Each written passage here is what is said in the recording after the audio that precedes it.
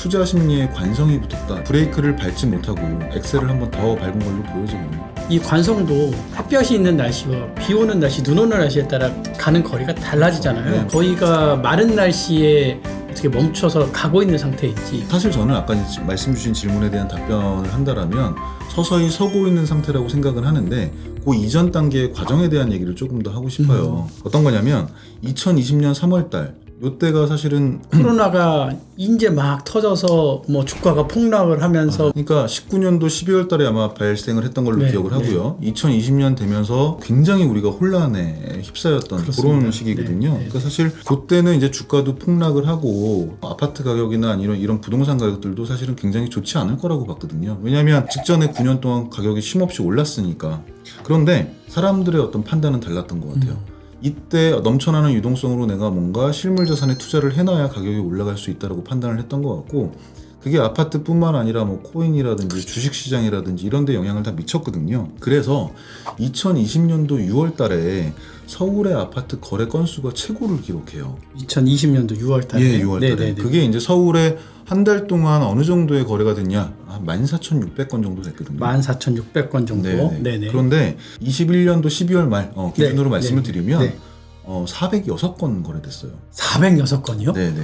너무 많이 줄어들었네요. 네. 2022년 1월 달 기준으로 보면 200건이 채 안 됩니다. 200건이요? 네. 그러니까 투심이 굉장히 완전히 바닥을 치고 있는 상황이네요. 그러면 이제 울퉁불퉁 장세, 뭐 오르막길 내리막길 이런 어떤 취지로 말씀 주신 것 같은데 지금 우리나라 아파트 시장이 자동차라고 치고 서서히 영에 수렴한다라고 보고 만약에 길이 매끄럽다 이러면 이제 앞으로 조금 더 흘러갈 수 있을 거잖아요. 그렇죠. 울퉁불퉁하다 이러면 이제 차가 설 거고요. 그렇죠. 경사지가 이렇게 생긴다라고 한다면 뒤로 좀 밀릴 수도 있죠. 근데 지금 판단은 아마 유동성이 좀 축소되는 어떤 경향이 확실하고 또 이제 그 이유인 금리 인상이 가속화 예상되고 있지 않습니까? 그런 측면으로 본다면 우리 자동차가 좀 중립기어 상태에서 뒤로 서서히 좀 밀린다라고 보는 게 보수적인 시각이 아닌가라고 생각이 좀 됩니다.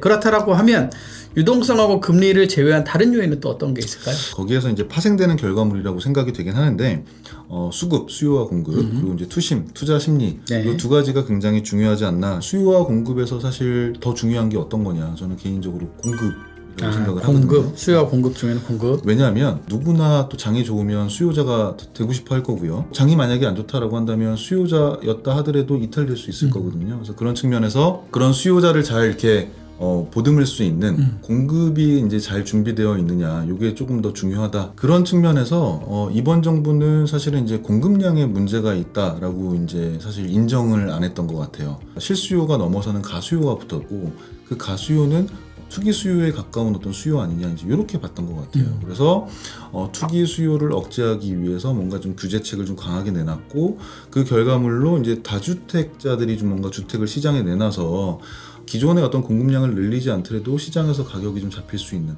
이런 어떤 정책을 좀 꾀했던 것 같거든요. 그런데 사실 이제 이 부분에서 좀 약간 패착이 있지 않았나. 어떤 부분을 그렇게 생각하시는 거죠? 그러니까 이제 이런 거죠. 기본적으로 가격이 오르는 장세에서 수요자가 아까 말씀드렸던 대로 더 늘어난 거거든요. 근데 이 수요자가 우리가 생각하는 어떤 그런 몰상식한 어떤 수요가 아니라 실수요자였다라고 이제 보여지는 거예요. 가격이 올라가는 아파트를 지금 잡지 못하면 못 사겠다. 이제 이런 생각이 드니까 가수요의 형태가 나이대가 어려지면서 연령층이 낮아지면서 실수요자가 가수요 형태로 이제 전환되는 이런 형태로 나타나지 않았나라는 생각이 드는 거거든요. 근데 가격이 이제 한참 너무 급등을 하다 보니까 인정하면서 정책을 내놓기는 좀 어렵지 않았나라는 생각이 좀 들고요.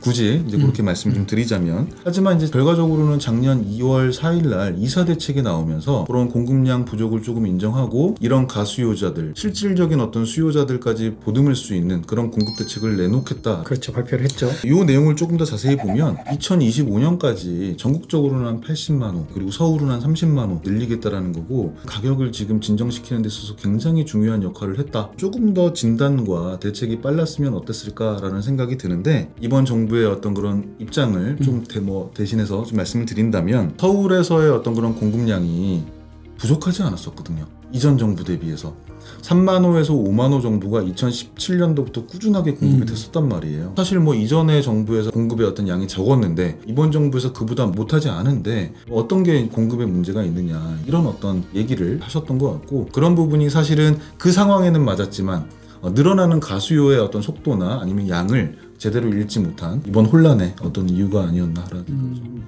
공급의 양은 풍족하다고 할 수는 없지만 적정 수준이었는데 그 시기상으로 조금 아쉬웠다. 뭐 이런 그렇죠. 진단을 예, 좀 맞습니다. 해주시는 거네요. 그 시기에 가수요가 늘어날 수밖에 없는 상황이었고 그 이유가 유동성에 기인한다. 근데 그게 다만 우리나라만의 문제이냐? 이제 그렇지는 않았다라고 이제 말씀을 드리는 거죠. 그럼 정말 중요한 질문. 과거의 분석은 이랬는데 그렇다라고 하면 오늘 이후 가격은 도대체 어떻게 될 것 같으세요? 가격 전망하는 게 사실 제일 어렵죠. 뭐, 전문가분들마다 그게 가장 어렵다고들 하시더라고요. 저도 사실 주식 하는데요. 12월 달에 애널리스트들이 뭐 정강후약 네. 예, 말씀하시더라고요. 근데 지금 상반기에 굉장히 어려운 시기를 겪고 있지 않습니까? 지금 겪고 있죠. 한 2, 3개월도 예측하기가 어려운 게 지금의 어떤 그런 장세이고 그만큼 어렵고 혼란스럽지 않나 이제 생각을 하기 때문에 쉽게 이제 부동산도 예측하기는 어렵다라고 생각을 하는데 네. 코로나 이전까지의 어떤 그 가격 그 이후에 가격이 20% 이상 올랐으니까 한 20% 정도 가격이 좀 거품이 있다. 2019년도 가격까지 좀 내려올 수 있다. 뭐 이렇게 해도 제가 해석이 되는데 2019년도 이후에 가격이 거품이다라고 저는 개인적으로 정의를 했기 때문에 이제 그런 측면에서 이제 우리나라의 어떤 부동산 시장, 어떤 체질 뭐 이런 것들을 생각한다라고 한다면 19년도까지 가격이 이제 19년도의 가격까지 가는 게 좋다. 물론 저도 이제 아파트를 포함한 어떤 자산을 가지고 있기 때문에 안 떨어지면 좋아요. 안 떨어지면 좋은데 근데 멀리 보기 위해서는 사실 이제 좀 떨어지는 게 낫지 않냐라고 생각을 하는 거고 왜 이런 거잖아요. 우리도 오래 살기 위해서 다이어트 하지 않습니까? 그렇죠. 조금 더 네. 체형이 좋으면 오래 살고 건강하게 살 수 있는 거니까 그런 측면이라고 이해를 해주시면 좋을 것 같고요. 그러면 가격이 조정이 돼야 된다라고 하면 이게 이제 뭐 두 가지 방법이 있을 것 같아요. 한 가지는 급격하게 가격이 뭐 예를 들면 올해 20%의 가격이 떨어진다. 또 하나는 요거를 희석 기간을 좀 두고 싶다. 예를 들면 연간 한 5% 정도 서서히 떨어지는 거 이 정도의 가격 조정은 있을 수 있다라고 우리가 생각을 하잖아요. 그렇죠. 평온한 상태에서 한 8% 올랐다라고 말씀을 드렸었기 때문에 그러면 연간 한 5% 정도 조정되는 거는 충분히 있을 수 있다라고 보면 한 20%까지 가는데 한 3년, 4년 요 정도 가격이 이렇게 조정되거나 약보합 상태로 유지된다라고 한다면 가격이 희석되면서 기간에 의한 어떤 그런 체질이 조금 더 이렇게 건강해지는 어떤 것 아닌가라는 생각이 들고요. 네네네. 단기간에 급격하게 가격이 조정된다라는 거는 아무래도 사회적인 혼란, 그렇죠. 또 경제적인 타격이 불가피할 거예요. 희석되는 형태로 시간을 좀 우리가 가져가는 게 조금 더 낫지 않나? 자, 지금 이제 하신 말씀을 좀 전체적으로 좀 되짚어 보면 그러면 한 2, 3년간, 3, 4년간은 뭐 거래량도 좀 줄고 가격도 약보합 요 정도 수준으로 지금 전망을 하셨는데 많은 분들이 궁금해하시는 게 현재 가격이 와르르 무너지는 거 아니냐 이렇게 질문하시는 분들도 계시거든요. 너무 많은 급등의 가격이 있었기 때문에 현재 가격이 수많은 참여자들이 진짜 이렇게 거래를 참여하면서 만들어진 가격이거든요. 그렇죠. 향후에 아마 이 가격이 강한 어떤 지지선의 어떤 역할을 하지 않을까라는 생각을 개인적으로는 가지고 있습니다. 또 하나 뒷받침할 수 있는 내용이 뭐냐면 아까 말씀드린 대로 이 가수요의 성격이 되게 중요한데 30, 40대 어떤 그런 주택 구매 비중이 굉장히 높았었던 게 과거라고 한다면 이번에 어떤 그런 그 거래량이 굉장히 폭발했던 시기에 비중을 저희가 살펴보면 20대하고 30대 구매 비중이 굉장히 높았거든요. 그랬죠. 네. 전체 한 40% 정도 네, 차지하니까 그 영향이거든요. 근데 그 젊은 분들이 투기에 앞장선 거냐, 투기에 참여한 거냐 이렇게 보기는 어려워요. 그렇습니다. 내 집 마련을 조금 더 빨리 하고자 했다. 이제 이렇게 생각하는 게 맞다라고 생각이 되고요. 그러면 이제 앞으로 이제 어떻게 될 거냐? 가격이 조금 더 떨어지면 어떻게 될 거냐? 물론 이제 그 사이에서 무리해서 구입한 사람들이 좀 있어요. 있을 거예요. 네네. 그런 물량들이 이제 버티지 못하면 급매물 형태로 이제 나올 수 있을 거다라는 생각은 들거든요.